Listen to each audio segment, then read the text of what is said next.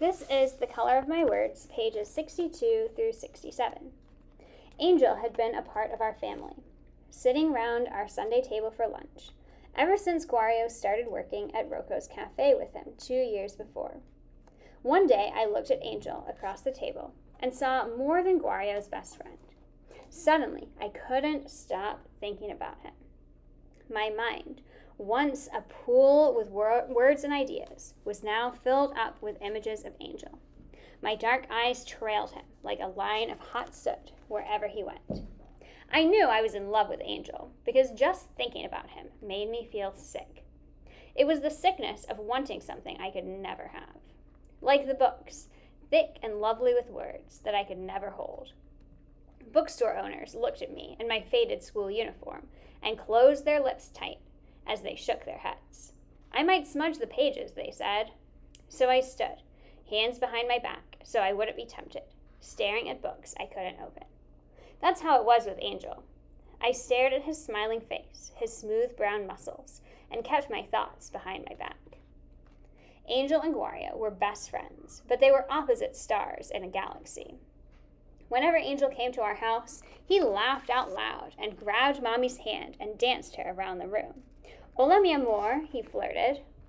He slapped Poppy on the shoulder and took a swig of his rum straight from his bottle. He leaned close to Angela and whispered things in her ear that made her clap her hand over her mouth. You are malo, Angel, my sister giggled behind her hand. As for me, Angel winked at me carelessly and brushed my hair off my face, sometimes leaning down to kiss my cheek. I trembled fiercely as if a hurricane gale was swooshing through my heart. My little Estrella, Angel called me.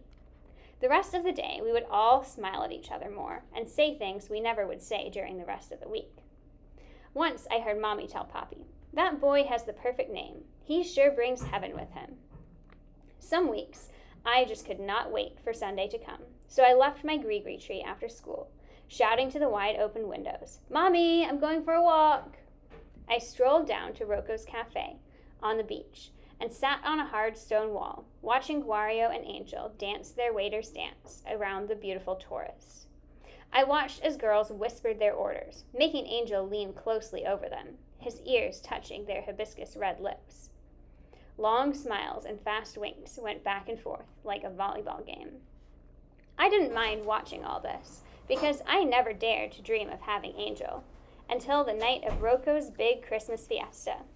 Every year on Noche Buena, the night before Christmas, Rocco has a big fiesta on the patio of his restaurant, and everyone is invited, even the families of the waiters. Rocco cooks a lechon asado over hot coals right on the beach, and they say it is the best tasting roast pig ever. The children get the first chunks of chicharrones, crispy pork skin, and it's the best Christmas present of all. The singing starts when the midnight stars are bright. Then the chairs are pushed back, and the dancing goes on until Christmas Day comes, bright and cheery, over the green hills. Since Poppy had taught me to dance, I decided that this would be the best fiesta of all. I would finally stop sitting at the side, and I would dance for everyone to see. I would show Angel that I was not just Guario's little sister.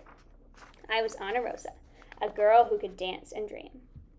Mommy said that she would stay at home. I have a whole pork leg to get ready and cook. But we all knew Poppy.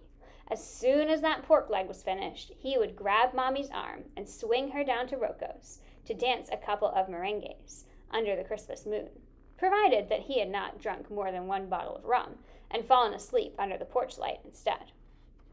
Angela was going, and she began preparing herself a whole week before.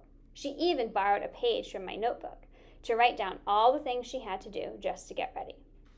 Every day, she checked off something else. My nails are done, my legs are shaved, my dress is hemmed, and on and on. I had never seen Angela so concerned about anything before, and I began to wonder about her true plans. But not too much, because I was busy trying to get my own self into the best-looking me there ever was. Angel just had to see me as more than Guario's little sister, and that was that.